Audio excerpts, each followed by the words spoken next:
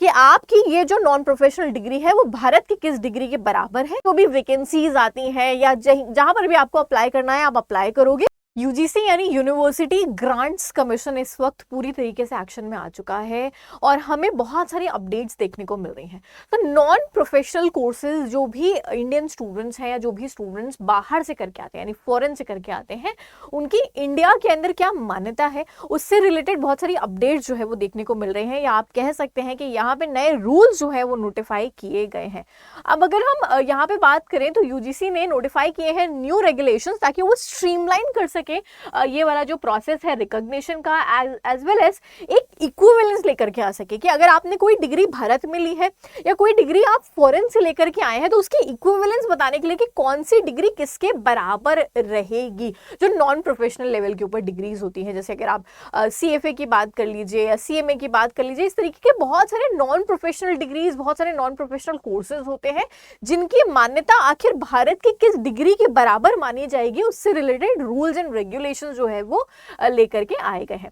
अब इन नए रेगुलेशंस के अनुसार हमने जो सारी चीजें हैं ये यूजीसी ने एनईपी 2020 के आप कह सकते हैं अकॉर्डिंगली जो है वो करने की कोशिश करी गई है।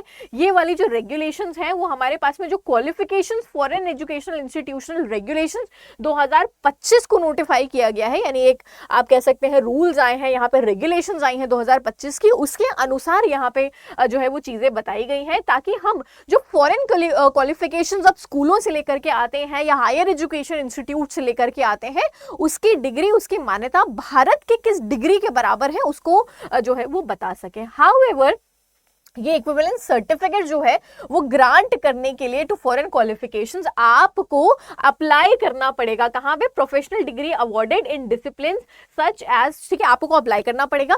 साथ ही साथ बोल रहे हैं कुछ ऐसी डिग्रीज हैं जो नहीं अप्लाई करेंगी। यहाँ पे कुछ ऐसी डिग्री हैं जिनको हम इक्विवेलेंस या आप कह सकते हैं वो अप्लाई नहीं करेंगे। यहाँ पे तो कौन कौन से ये वाले जो प्रोविजंस हमारे पास में या रेगुलेशंस 2025 के आए हैं ये अप्लाई नहीं करने वाले हैं मेडिसिन पे, फार्मेसी पे, नर्सिंग के ऊपर, लॉ, आर्किटेक्चर और ऐसी फील्ड्स जो स्टैट्यूटरी आती हैं, यानी जो अपना अलग से जिनके रेगुलेशंस आते हैं, जैसे नर्सिंग के रेगुलेशंस अलग होते हैं, मेडिसिन के रेगुलेशंस अलग हैं, फार्मेसी के रेगुलेशंस अलग हैं, आर्किटेक्चर के रेगुलेशंस अलग हैं। तो जो ऐसी फील्ड्स हैं नॉन प्रोफेशनल वाली या प्रोफेशनल जिनके अलग अलग रेगुलेशंस हैं उनको उन्हीं के हिसाब से गवर्न किया जाएगा। इनके अलावा जो फील्ड्स रहेंगी उनके लिए रेगुलेशंस 2025 की आई हैं जहां पे इक्विवेलेंट डिग्रीज प्रोवाइड करी जाएंगी। इसके लिए आपको अप्लाई करना पड़ेगा, यानी अगर आपने कोई फॉरेन से डिग्री लेकर के आए हैं तो आपको यहाँ पे अप्लाई करना पड़ेगा ये जानने के लिए कि भाई आपकी डिग्री जो है वो किसके इक्विवेलेंट आती है। तो ये गवर्न किया जाएगा by a set of parameters, जहां पे हम देखेंगे कि वो फॉरेन इंस्टीट्यूशन जो है वो कितना लेजिटिमेट है,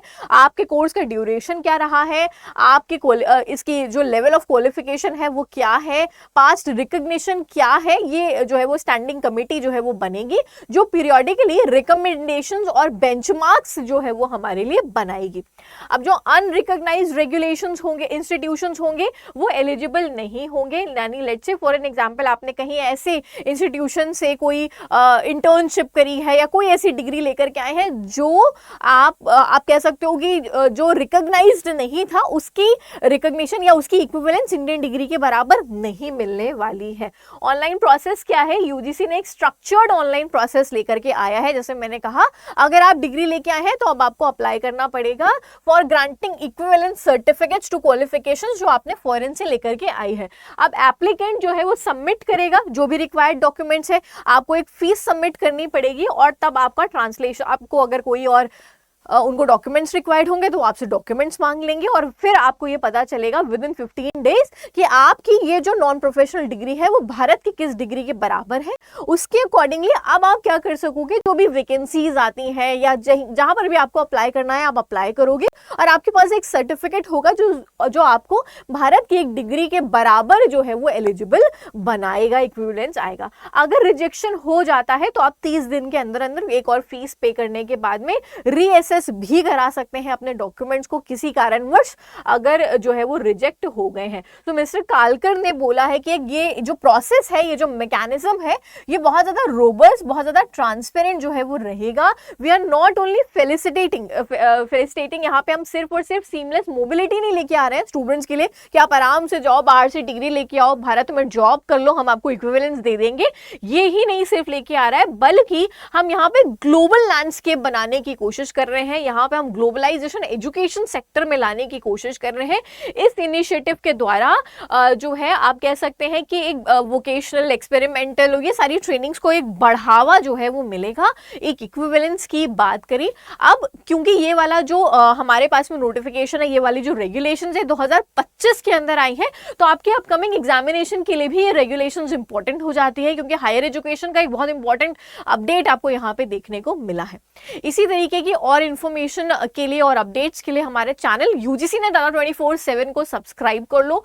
कमेंट सेक्शन में बताना और आपको इस प्रकार की कौन सी और वीडियो जो है वो रिक्वायर्ड है, या अगर कोई और चीज है जो आप पूछना चाहते हैं तो do let me know in the comment section.